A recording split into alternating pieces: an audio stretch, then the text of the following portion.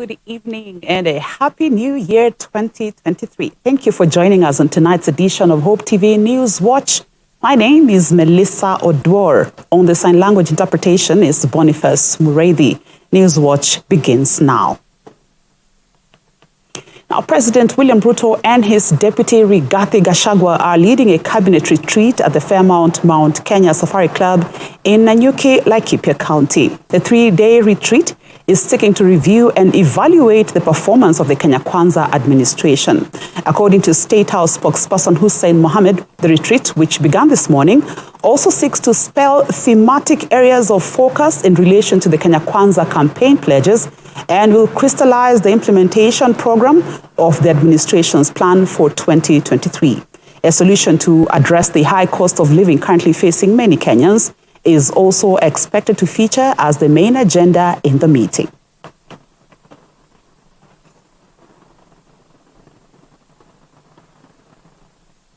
Now, vote counting this evening kicked off in the 4 by-elections conducted by the Independent Electoral and Boundaries Commission, IEBC, in the 4 electoral areas. The 4 in 2 constituencies of Kandara and Garissa Township and Elgeyo Marakwet Senatorial, as well as the Shela Ward in Lamu County Assembly, were called after 3 of their respective members were appointed into cabinet positions. They will replace Alice Wahome, who was appointed the Water and Irrigation Cabinet Secretary from the Kandara MP seat, Aden Duale, who was appointed the Defense Cabinet Secretary from the Garissa Township MP post, and Kipchumba Murkomen, who was appointed the Transport Cabinet Secretary from the Elgeyo Marakwet Senatorial seat. Polls were opened at 6 a.m. and closed at 5 p.m., with the winners expected to be known latest Friday morning. Low voter turnout was, however, witnessed in all the mini polls as the Christmas festivities lull was blamed for the poor turnout, despite calls by the electoral officials for residents to turn out, especially in the afternoon. Now, in the Shela Ward by-elections in Lamu, chaos erupted at Shela Primary Polling Station as voters demanded that the County Assembly Speaker, who is the immediate former Ward MCA, Azar Barak, be evicted from the compound. Police had to intervene and disperse the angry crowds.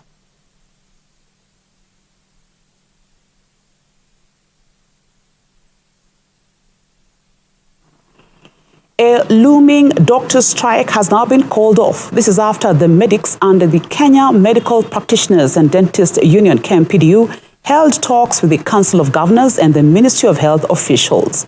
Addressing the press in Nairobi, KMPDU Secretary General Dr. Davji Atela stated that they have opted to suspend their action and prioritize the health of citizens as they await further dialogue with respective authorities. The medics had decried lack of implementation of the collective bargaining agreement CBA, which they signed in March 2017.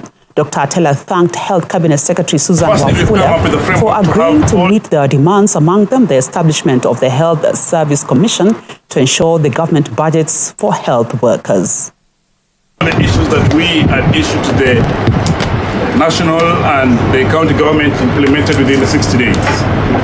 And then one of the issues from them was the posting of medical interns that the CS undertook to be done by next week.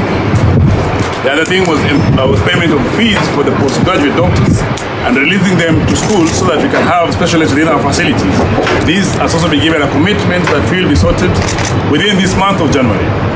The other issue is the employment of doctors. We have seen it and we have all experienced that our level 5 hospitals, level 4s and level 3s do not operate as per those particular levels that have been accredited.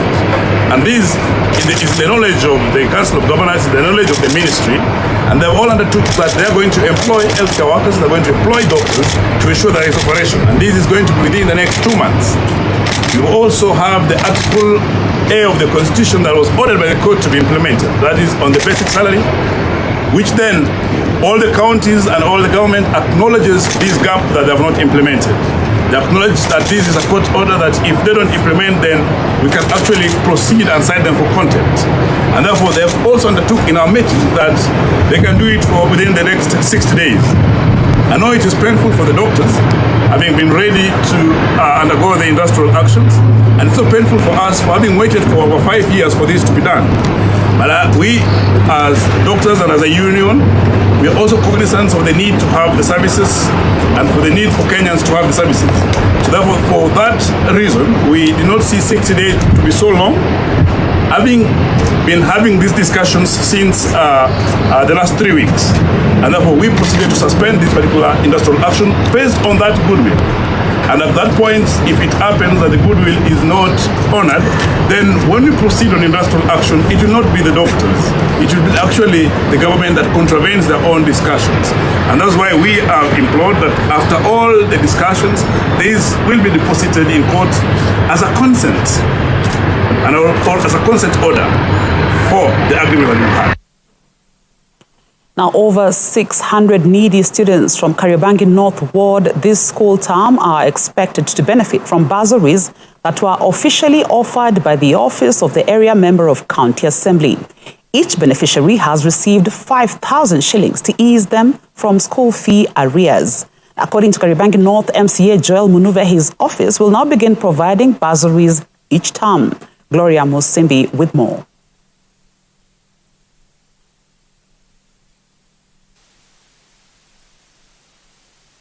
As students start their back-to-school preparations ahead of reopening of schools at the end of this month, some 600 needy students residing in Kariobangi North Ward in Nairobi County will be beneficiaries of bursaries being offered by the area MCA to cover for their term school fees. The aim of the issuance of the bursaries is to support students from the less privileged families, support parents with no or low income, and reduce the rate of school absenteeism in the slum areas. Speaking during the distribution exercise of bursaries at Kariobangi North Social Hall, Kariobangi North Ward MCA Joel Munuve said that they have reached out to needy families in the ward after registration and submission of required documents so as to ensure the bursaries are allocated fairly and equally.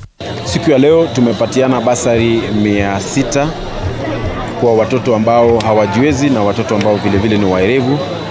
Na vitu ambavyo vilikuwa vinahitajika, tulikuwa tunahitaji cheti cha kuzaliwa cha mtoto, tulikuwa tunahitaji karatasi ya kuonesha kwamba yeye yuko shule fulani na vile alihitimu mwaka uliopita, na vile vile tulikuwa tunahitaji kitambulisho cha mzazi. Tunasema kwamba tutakuwa tunafanya kila muhula. Watoto wakirudi shuleni tunaita wazazi, wanakabidhiwa ili waweze kumudu fee ya muhula huo. Munuve urged his fellow members of the County Assembly in Nairobi County to reach out to needy students and offer them bursaries so as to ensure that every child can exercise the right to education. He also warned them against misappropriation of funds and wrongful allocation of bursaries to families that can afford. Ningependa kuwahimiza ma-MCA wenzangu kwamba tukipatiwa bursary na makaunti ambazo zinatupatia kaunti tofauti, itakuwa ni muhimu sana to make sure ama tuhakikishe kwamba bursary hizi zinaenda kwa watoto ambao wanafaa. Kwa sababu kwa mfano kama kata hii yetu ya Kariobangi, utapata kuna watoto ambao wanahitaji sana msaada huu. Na ni makosa wewe kama MCA unachukua bursary hizi unanufaisha watu wa familia yako ama unanufaisha watu ambao walikusaidia katika kura. On his part, Onyango Santos, a teacher from Asuma Center School, said that allocation of bursaries will help teachers improve learners' performance as it has reduced the rate of school absenteeism in slum areas due to lack of school fees. One of the major challenges that you're facing as a school, especially schools that are located in slum areas, is attendance. And attendance is mostly influenced by fee payment, because you'll find most of the learners are on their way back home going for school fees. And we really appreciate this effort that they've been put in place by our able MCA. Both the parents and students who benefited from the distribution of bursaries in their ward have expressed gratitude to their MCA for reducing the burden on school fees arrears. Hii bursary itatusaidia wengi sana, kuna watu wanafukuzwa fee. So mimi naona this time hakuna watu wengi wataenda home fee tukiwa shule wengine wakisoma. Hii bursary itanisaidia sana. Juu unajua ni January na kumegadha sana. Sisi kama wazazi, juu mimi ni guardian wa sister yangu, na sister yangu anaenda form 3 na sikuwa na namna. Na hata last year nilikuwa na deni, lakini Joel Munuve ametusaidia kama sisi wana Kariobangi na atazidi kusaidia. Reporting for Hope TV Newswatch, I'm Gloria Musimbi. Now, as the Christmas and New Year festivities come to an end, most of the small-scale businesses in Nairobi County are yet to pick up. A spot check by Hope TV Newswatch on various business outlets in Nairobi County, especially at the Central Business District, has shown that sales are still low. However, most traders are optimistic that business will pick up as the year unfolds. Grace Ahati with more. Although the festive season has come to an end and business activities are expected to resume as usual, most of the small-scale businesses in Nairobi are yet to pick up. Speaking to Hope TV Newswatch, a section of traders in the county expressed concern over the state of business just 4 days after the New Year celebrations. According to Patricia Wanja, who has been a chicken vendor for over 40 years, sales were low in 2022 due to competition from other vendors. She has, however, expressed hope that business will be better now that she is benefiting from the Hustlers Fund to boost her business. Mwaka iliyopita ya 2022 haikuwa mzuri, biashara ilikuwa chini sababu kuku zilifugwa mingi na watu wakatokezea wengi wenye kuuza. Sasa biashara yetu ikakuwa chini. Sisi ndio tulikuwa watu wa kwanza area Nairobi. Kariobangi ndio tulianza. Na wakati tulikuwa peke zetu, biashara ilikuwa juu. Lakini wakati watu waliongezeka, biashara ikawa sasa ni mng'ang'ano. Hannah Munoru, who has been selling shoes for 7 years, has expressed hope that business will be better this year, calling upon the government to extend the 2 weeks timeline for repaying the Hustlers Fund to at least 1 month in order to make it more efficient. Biashara haijakuwa rahisi, lakini huu mwaka wa 2023 tunatarajia biashara sitainuka na itakuwa mzuri. Na ningeomba tu serikali hii Hustler Funds wanatupatia at least watuongezee hata kama hiyo wiki mbili wanatupea, watuongezee hata kama ni mwezi moja, tuwe tunarudisha na mwezi moja. At least ukichukua unaweza kurudisha na mambo itakuwa mzuri. On the hawkers side, Daniel Ombachi has noted that despite the business being challenging, he is hopeful that it will get better so that he can continue providing for his children. He further sought an increase to the loan limit so that traders can borrow more and boost their businesses. Kwa hii biashara yangu ya hawker ni mzuri sana kwa sababu nimefanya kwa miaka kama 3 hivi. Lakini tumejisaidia kwa sababu imetusaidia watoto wetu wanakula hata kama ni kidogo. Pia president wetu Dr. William Ruto tunamshukuru kwa sababu ametupatia Hustler Fund. Hii Hustler Fund imenisaidia, nimenunua hii kastoki kadogo. Lakini kama president angeangalia kadogo, hii kama 500 ametupatia at least iko kangili, ingetusaidia kidogo kwa sababu tu improve hii biashara yetu. Elijah, a boda operator, has expressed hope the business will pick up by February once schools reopen. Kazi iko chini kidogo kwa sababu tunategemea walimu, wanafunzi na wanabiashara, but sasa wako ushago, but na hope hali itakuwa sawa. Reporting for Hope TV Newswatch, I'm Grace Ahati. Let's take a short break now right here on Hope TV Newswatch. We'll be right back with many more stories. Keep it Hope TV.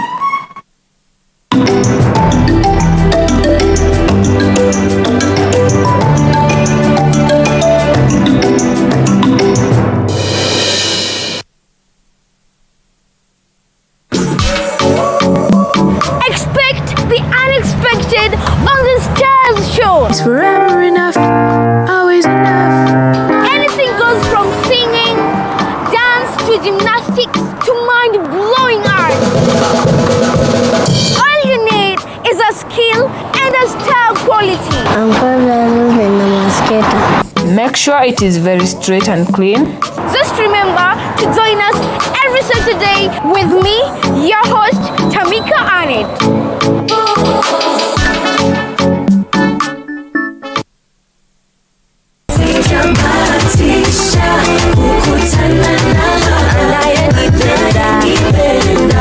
Every Friday at 11 a.m. on Hope Junction, we play the latest jams. You're changing my attitude. My heart is yours. For you alone, for you alone. Plus your requests.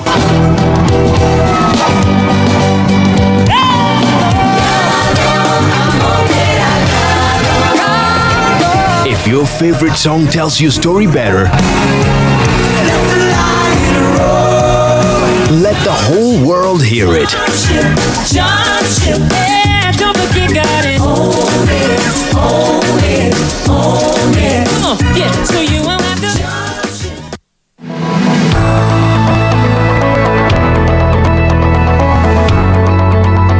Thousands of people throng cities every single day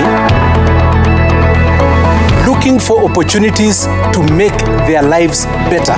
They are employees, business owners, or just opportunity seekers desiring to have a breakthrough in their lives. Join me, DM Tanki, as we take this journey from the perspective of different successful entrepreneurs and corporate employees on Occupy Today, every Sunday from 8 p.m. exclusively on Hope TV. Look and live. Gather your family together to see Superbook! Come explore with Chris, Awesome!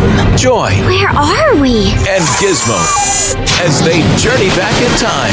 You have done evil in the sight of the Lord. You have built temples and altars to the false god Baal. I see 4 men walking around in the fire unharmed. It appears we are now in ancient Persia, 5th century BC. There'll be action, fun, Here we come! Oh, right! and plenty of adventure. Superbook!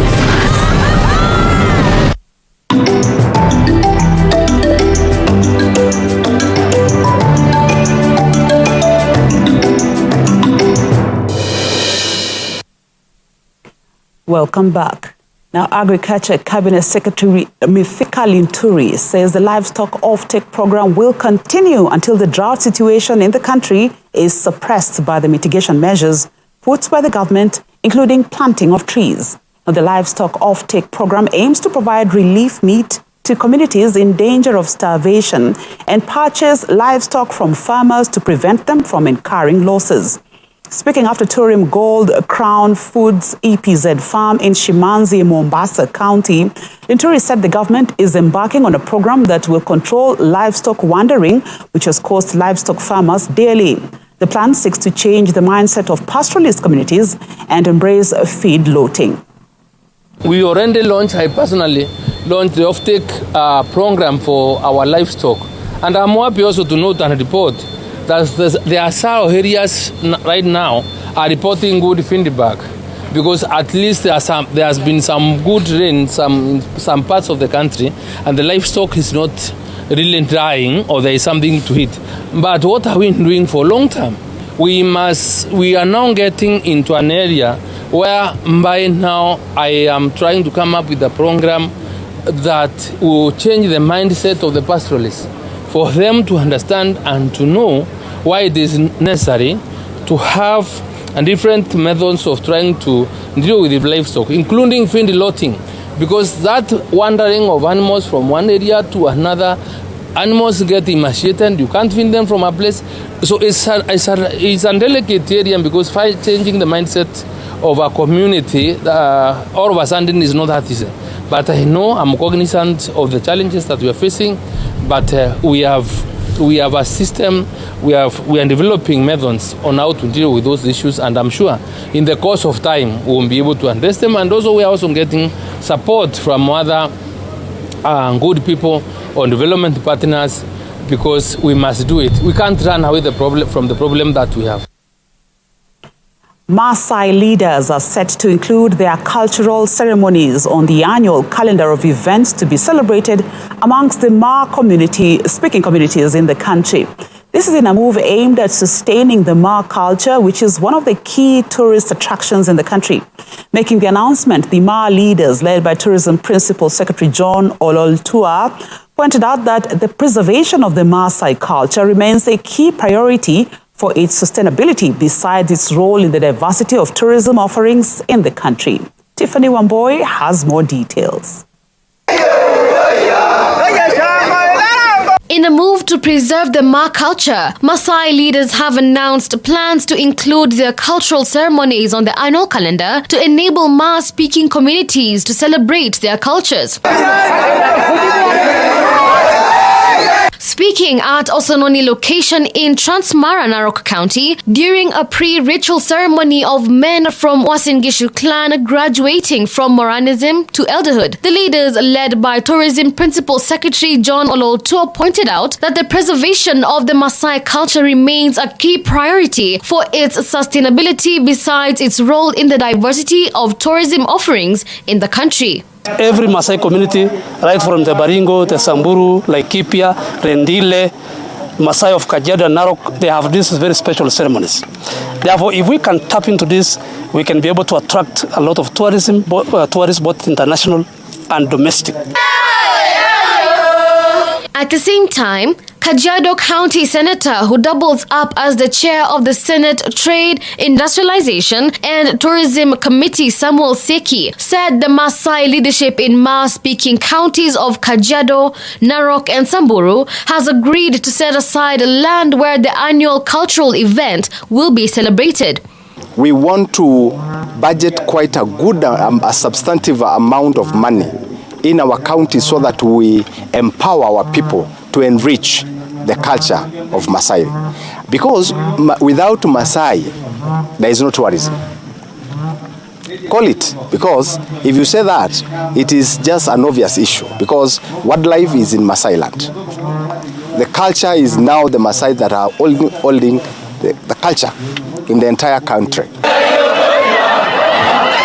East Africa Legislative Assembly Member of Parliament David Sankok stated that Kenya has been known for wildlife and beach tourism and pointed out that the diversity of its offering is in its cultural showcases. And for a long time, Kenya have depended so much on wildlife tourism. It is high time that we diversify. We go into cultural tourism, sometimes even sport tourism, conferencing tourism, and so on. But the cultural tourism is very, very important, especially in this era where the Maasai culture have dominated the whole world. Everybody in the dress code, you see, everybody admire this particular dress code. Everyone want to know what actually the Maasai do to be able to protect the environment, to be able to protect their wildlife, to be able to coexist, and to be able to live in harmony with wild animals. The elaborate Eunoto ceremony will see hundreds of Maasai Marans graduate to elderhood. Reporting for Hope TV Newswatch, I'm Tiffany Wamboy. To some international news now, about 50,000 people poured into the St. Peter's Square in Vatican City to witness Pope Benedict's funeral. Pope Francis paid tribute during the elaborate funeral, marking the first occasion in modern times that a pontiff had presided over the funeral of his predecessor, and the first ever of one who resigned. Benedict died aged 95 on the last day of December 2021 at a monastery in Vatican City. After the service, Benedict's coffin was transported through the basilica and transferred to the Vatican crypt for the burial in the first tomb of John Paul II.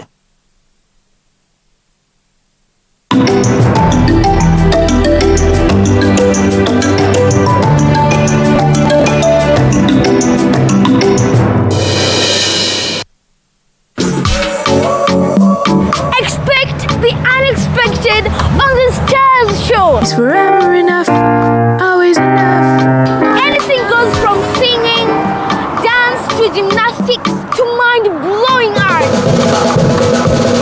All you need is a skill and a style quality. I'm confident in the masqueta. Make sure it is very straight and clean.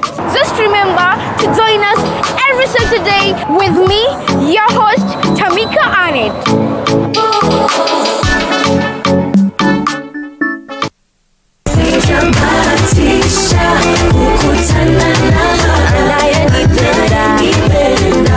Every Friday at 11 a.m.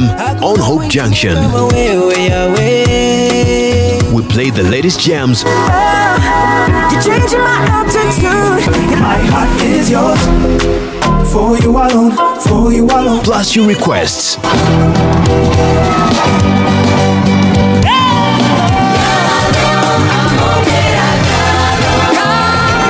If your favorite song tells your story better, Let the whole world hear it. Don't forget, got it. Own it, own it, own it. Come on, yeah, so you won't have to.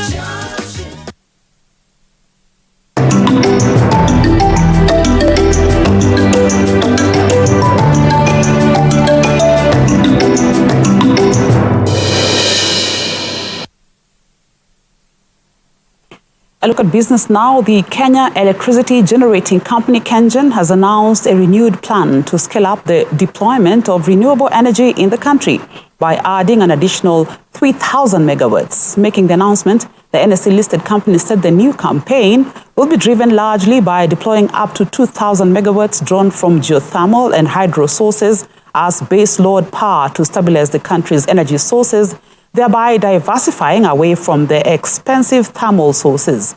KenGen further revealed that it has put in place plans to optimize the existing hydro sources even as it pushes for the development of new hydropower stations and expansion of existing ones, particularly within the Tana River Basin. Now, speaking from KenGen's Stima Plaza headquarters in Nairobi, Acting Managing Director and CEO Abraham Serem said the company had revamped its corporate strategy and rolled out a 10-year strategy that seeks to add 3,000 megawatts within the next 10 years.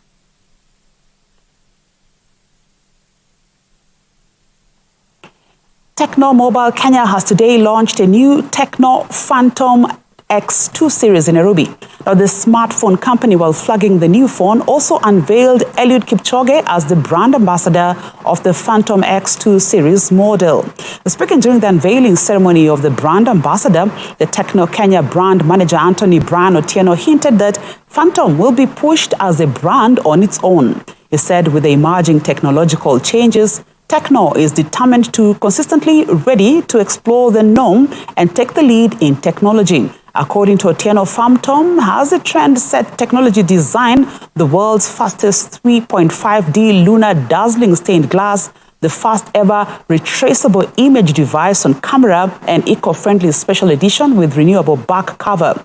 In his acceptance, Kipchoge, the legendary athlete, said Techno brand evolution of Techno Phantom has become a pioneer in the technology world, as it is important even for the future generations.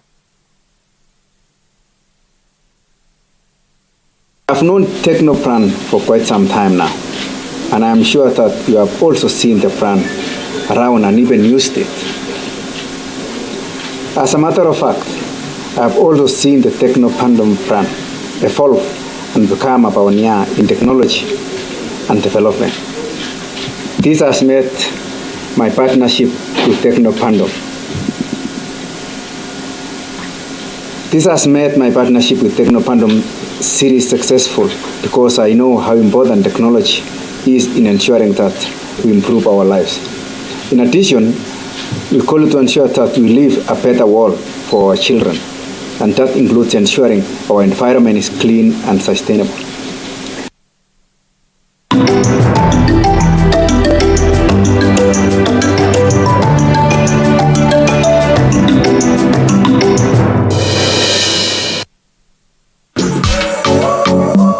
Expect the unexpected on the Stars Show. It's forever enough, always enough. Anything goes from singing, dance to gymnastics to mind-blowing art. All you need is a skill and a style quality. Make sure it is very straight and clean. Just remember to join us every Saturday with me, your host, Tamika Arnett.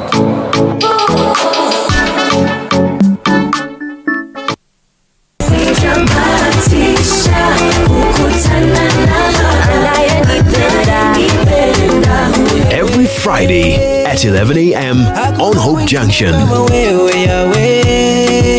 We play the latest jams. You're changing my attitude. My heart is yours. For you alone, for you alone. Plus your requests.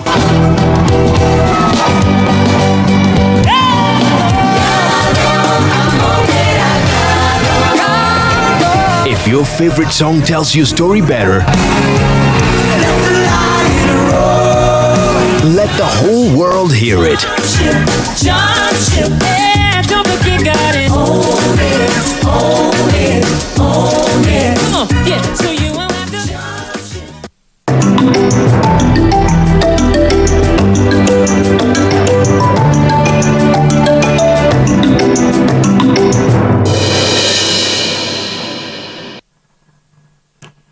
To some sports now. Tourism and Wildlife Cabinet Secretary Penina Malonza has officially opened the International Ice Hockey Tournament. Speaking at the Panari Ice Rink on Mombasa Road, Nairobi, the CS took the opportunity to market Kenya's sporting activities that have attracted tourists into the country. Malonza said the government is putting in place policies, strategies, and favorable environment to catalyze innovative sports that has helped develop growth of innovative sports tourism.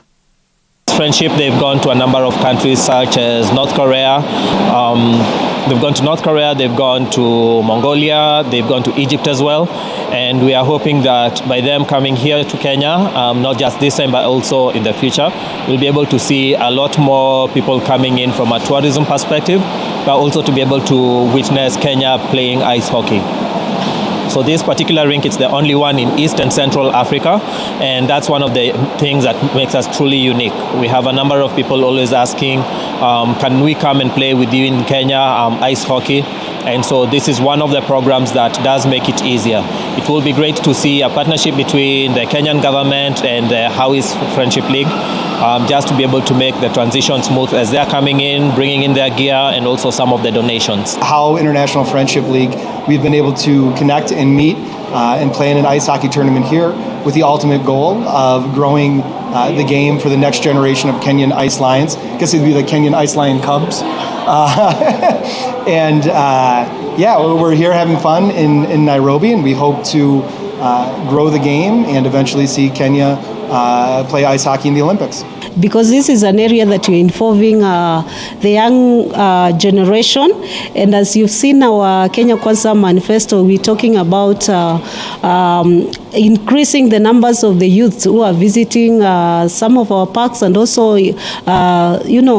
taking adventure tourism. And therefore we're going to work together as we search for this tourism, for these talents. Also mount hiking is also one of them, is a game, is also a touristic issue, and therefore we're working together with him so that we can actually work together, not only in the areas of sports, but we're also working together in the area of culture. And that's how we conclude tonight's edition of Hope TV Newswatch. Join us tomorrow with the Friday Frenzy with Tiffany Wamboi. I have been your presenter, Melissa Odor. My sign language interpreter has been Boniface Mureithi. Have a wonderful night.